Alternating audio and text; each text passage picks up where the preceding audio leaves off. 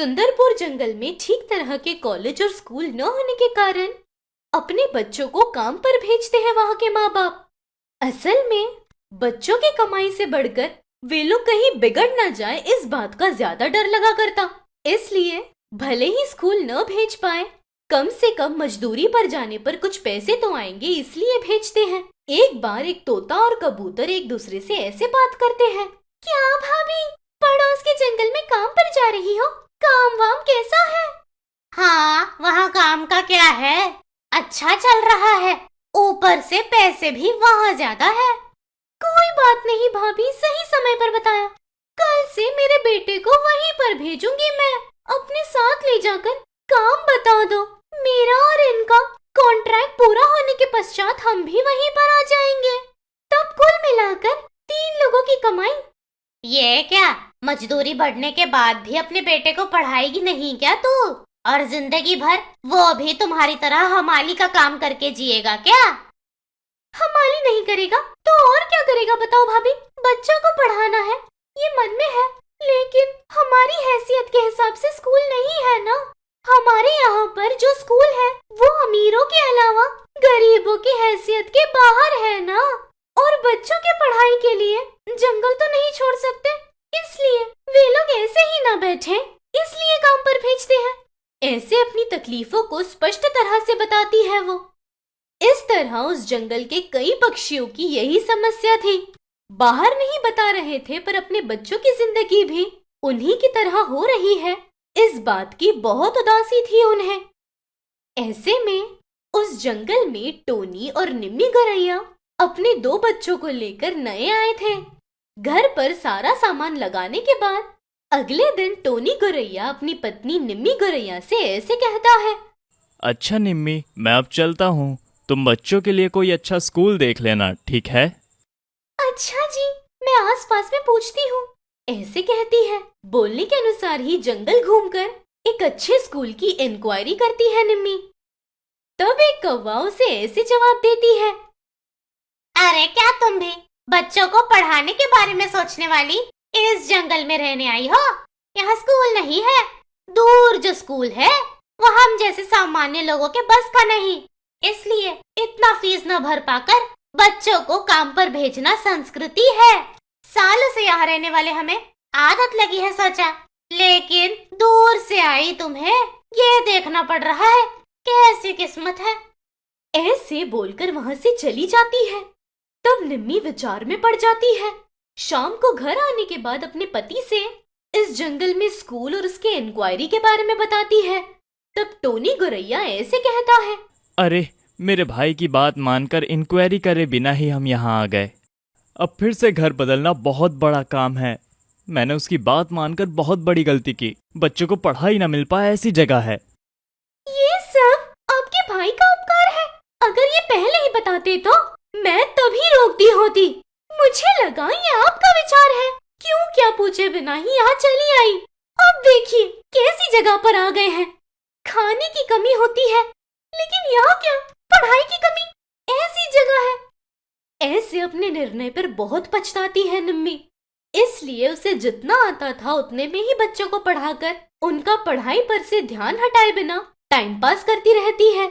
लेकिन बच्चे बार बार वही पढ़ते रहते हैं, इसलिए वे लोग खेलने के लिए जाकर माँ की बातें न मानकर जिद्दी बन जाते हैं। तब एक दिन रात को थक कर आए अपने पति से निम्मी ऐसे कहती है, ए जी, यहाँ परिस्थिति बिल्कुल अच्छी नहीं है। बच्चे भी स्कूल न जाने के कारण बहुत जिद्दी बन गए हैं, बात नहीं मानते। ऐसे कहते ही पहले से ही थक गया टोनी ऐसे कहता है, ये सब तुम ही देख लो निम्मी, हर बात मुझे बताओगी तो कैसे? बाहर का काम देखूं या तुम्हारा या बच्चों का देखूं? ऐसे टोनी के कहते ही पति की बात को समझकर और कुछ बोले बिना चुपचाप रह जाती है। फिर अगले दिन सूर्योदय होता है। टोनी काम पर चला जाता है, लेकिन निम्मी के मन में उसके बच्चों की जिंदगी कैसे बेहतर बनानी है ये चलता रहता है। तब उससे मन में एक विचार आता है, इसलिए बच्चों को खेलने के लिए भेजकर वो वहां पर सबसे महंगे स्कूल पूछताछ करने चली जाती है। वहां स्कूल के चेयरमैन चाहू गौरैया, प्रिंसिपल सारा गौरैया थे। सारा से मिलकर निम्मी गौरैया ऐसे कहती है, देखिए मैडम, जंगल में आपके स्कूल के अलावा और कोई नहीं, और यहाँ पर इतना ज्यादा फीस है कि सिर्फ अमीर ही अफोर्ड कर सकते हैं। वो अमीर अपने बच्चों को कार में भी ले जाकर दूसरी जगह पढ़ा सकते हैं, लेकिन हम जैसे लोग कहीं नहीं ले जा सकते।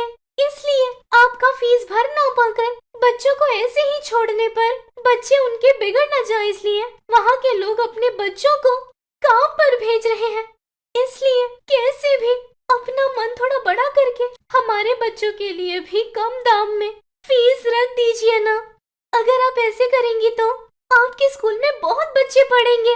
ऐसे निम्मी की बातें सुनकर सारा ऐसे कहती है, देखो तुम्हारी बातें अच्छी हैं, लेकिन यहाँ मैं सिर्फ प्रिंसिपल हूँ, इसलिए मैं चेयरमैन से इस बारे में चर्चा जरूर करूँगी। ऐसे बोलकर वही बात चेयरमैन साहू को बताती है। तब वो उससे ऐसे कहता है, आपने जो कहा वो बहुत अच्छा है मैडम, लेकिन उनके हैसियत के हिसाब से हमारा स्कूल रेंज कम नहीं कर सकता। एक काम कीजिए, चाहे तो उन जंगल से आए बच्चों को 25% का डिस्काउंट दे दीजिए। वो भी नहीं भर सकते तो हम कुछ नहीं कर सकते। हमारी ब्रांड इमेज खराब करने को थोड़ी ही स्कूल चला रहे हैं। ऐसे कहने पर अगले दिन निम्मी को खबर पहुंचाने पर वो सारा के पास आती है। तब सारा गुरैया चेयरमैन ने जो भी कहा वो कहती है। वो बात सुनने के बाद निम्मी बहुत खुश होती है और वही बात अपने पड़ोसी को बताती है। तब एक चील ऐसे कहता है, अरे देखो बहना, तुमने बहुत अच्छा काम किया है। अभी वे लोग ने भले ही 25% कम कर दिया है, ये किसी न किसी तरह ऊपर नीचे करके पेट को मारकर कमा कर बच्चों के भविष्य के लिए भरेंगे, क्योंकि बच्चों की जिंदगी ऐसे बर्बाद तो नहीं होनी चाहिए ना। ऐसे उस जंगल में सभी लोग निम्मी की बहुत तारीफ करते हैं। धीरे धीरे जंगल के सभी लोग अपना पेट मारकर सारा गुरैया के स्कूल में इतना फीस भर के बच्चों को स्कूल भेजना शुरू कर देते हैं। माता पिता अपने बच्चों को स्कूल जाता हुआ देख बहुत खुश होते हैं। तब एक दिन निम्मी गुरैया बच्चों के लिए स्कूल में आने के हड़बड़ाहट में खाना बनाए बिना आती है। इसलिए स्कूल के बाहर होटल में बच्चों के लिए लंच पार्सल लेने का सोचा तो दुकान वाला ऐसे कहता है, देखो यहाँ कुछ भी 300 रुपए के नीचे नहीं है। जो भी खाना है 300 रुपया देकर ही खाना है। अरे ये क्या, इतना महंगा क्यों? यहाँ ऐसा ही है, हम यहाँ कितने सालों से दुकान लगाकर बेच रहे हैं। यहाँ अमीर बच्चों के लिए और उनके माता पिता के लिए ये सब चला रहे हैं। उनके लिए ये महंगा नहीं है, लेकिन आजकल वो पड़ोस की बस्ती के लोग यहाँ आकर भले ही स्कूल के बच्चे पढ़े, लेकिन हम फिर भी यही दाम में बेचेंगे। ऐसे घमंड से कहने पर निम्मी गुरैया इस समस्या का भी समाधान निकालना होगा ऐसे सोचती है। ऐसे ही घर जाती है। उतने में पड़ोस के कबूतर आने पर उससे दुकान वाले से संवाद के बारे में बताती है। तब वो कबूतर निम्मी से ऐसे कहती है, सच है निम्मी, स्कूल के बाहर इतना महंगा बेचते हैं वे लोग, लेकिन सच बताऊं तो अमीर लोग भी स्वाद के लिए नहीं जाते। कोई उपाय नजर ना कर कुछ लोगों के बीच अच्छा नहीं लगता, स्टाइल मार के कुछ लोग जाते हैं वहाँ, इसलिए तो उनका धंधा चलता है। ऐसे कहने पर उस दिन रात को निम्मी बहुत ज्यादा विचार करती है। तब घर आया टोनी ऐसे कहता है, क्या है श्रीमती जी, इतना क्या सोच रही हैं? क्या बात है? बच्चों को तो आखिरकार तुमने स्कूल में भेज ही दिया है, अब फिर से क्या आ गया दिमाग में? क्या आया क्या कहते हो जी? इतने बड़े स्कूल के बाहर एक बन का टुकड़ा भी 100 रुपए का बेचते हैं। कभी भी हम जैसे लोग अगर उसके पास खाने जाए तो खा पाएंगे क्या?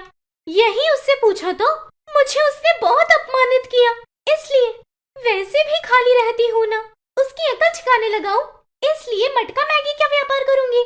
मटका मैगी? ये क्या नए पदार्थ का आविष्कार किया है? हाँ जी, मटका बिरयानी की तरह मटका मैगी। विचार ठीक है, वहाँ इतने अमीर लोग आते जाते रहते हैं, ऐसी जगह पर वर्कआउट होगा क्या ये?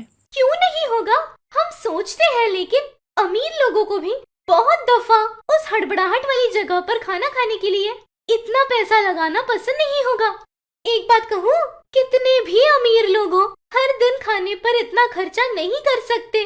अगर उतना ही अच्छा खाना कम दाम में मिले तो बेशक वही खाएंगे। ऊपर से बारिश है, गर्मा गर्म और इंस्टेंट, जो भी मिल जाए मन करता है। वो साइकोलॉजी है, आपके पल्ले नहीं पड़ेगा। ऐसे पति से कहकर बारिश का मौसम होने के कारण उसके अगले दिन से ही निम्मी गुरैया स्कूल के बाहर मटकिया मैगी का बिजनेस शुरू करती है।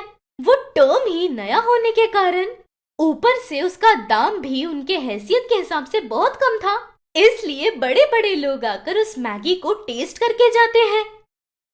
उस पर साधारण और अमीर लोगों को भी निम्मी गुरैया का मैगी पसंद आने के कारण उस बरसात के मौसम में गरम गरम मटका मैगी फेमस हो जाती है।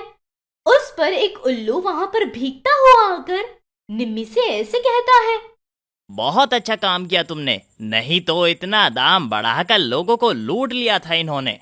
जाने दो, इतना दाम देने के बावजूद भी ये सोचा अच्छा खाना देंगे तो वो भी नहीं। यहाँ पर ऐसे ही चलेगा, नहीं खाना है तो जाओ, हमारा नुकसान नहीं होगा, बहुत घमंड से बात किया था। अभी सभी लोग इस बरसात के मौसम में तुम्हारे व्यापार पे आ रहे हैं तो ये लोग मक्खियाँ मार रहे हैं। ना जाने तुम लोग कौन हो, पर हमारे लिए आई हो, इसीलिए हमारे बच्चों की स्कूल की समस्या को तुमने दूर कर दिया और इस स्वादिष्ट खाने से समझदारी से तुमने ये समस्या भी दूर कर दी। ऐसे उल्लू उसकी बहुत तारीफ करता है। इस तरह निम्मी के मन में आए दो सोच की वजह से जंगल में बहुत लोगों का लाभ होता है। अगर ये कहानी आपको पसंद आई तो हमारे चैनल को तुरंत सब्सक्राइब कीजिए। Thank you for watching.